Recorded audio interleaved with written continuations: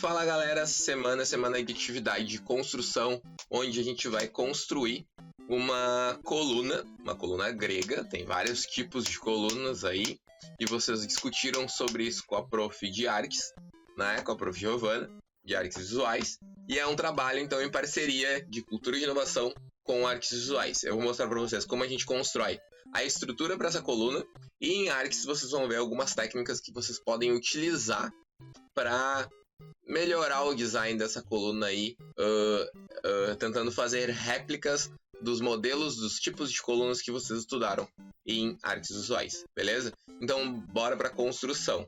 Para essa construção, a gente vai precisar de, basicamente, um isopor, tá? Um pedacinho de isopor de 10 por 5 centímetros, depois a gente vai cortar no meio. Cola, né, para deixar isso bem unido. Uma régua, uma tesoura, um lápis para fazer as marcações e um pedaço de papelão. Não se preocupe, eu não vou usar essa caixa inteira, vai ser só um pedacinho de papelão.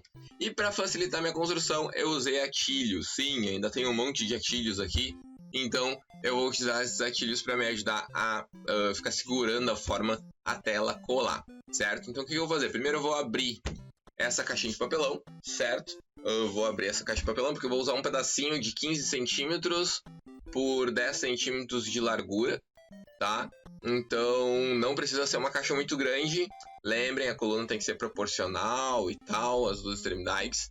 Então, primeiro marquem no papelão de vocês, que é o que eu vou marcar ali, 15 centímetros, tá? E depois realizem o corte com cuidado, por favor, para ninguém se machucar. Eu vou colocar ali as marcações aproximadamente de 15 centímetros de altura e 10 centímetros de largura, tá? Depois de marcadinho, a gente vai cortar esse pedaço do papelão. É importante marcar para sair retinho a altura e a largura da coluna de vocês, correto? Esse então vai ser a estrutura. Basicamente a estrutura da coluna não é a sustentação, mas é aquela parte cilíndrica que a gente vê na maioria das colunas gregas. Depois de cortar o pedaço de vocês, de 10 por 15, a gente vai destacar aquela partezinha do papelão do centro que tem uma casquinha, para ficar só com as ranhurinhas que tem internas do papelão, que é o que dá sustentação a esse tipo de papel. Então a gente vai arrancar toda a superfície com cuidado para não estragar o outro lado do papelão, tá? Então, dependendo do papelão vai dar mais trabalho. Se ele for mais grosso, vai ser mais fácil de arrancar essa pelezinha que tem em cima, essa camada de papel por cima do papelão. Isso vai dar já um design diferente, já com cara de coluna grega pra gente. É claro que vocês vão estruturar ela melhor, depois estruturar não, mas personalizar ela com as técnicas que vocês vão ver com a prof Giovana. Mas essas ranhurinhas já deixam já com cara de coluna romana já, porque a maioria delas tinha essas ranhurinhas, né? O meu não saiu tudo, então eu usei a própria tesoura para tirar essas rebarbinhas que ficaram no meio. É uma dica. Dá para usar o lápis, dá para usar canetinha, um palitinho de churrasco, um palitinho de picolé, qualquer coisa para ir passando ali na vertical, sempre na mesma orientação que as ranhuras, para não estragar as ranhuras, tá? E depois que tu passar em todas as ranhuras, tu pode ir removendo com a mão o excesso que vai ficar ali, beleza?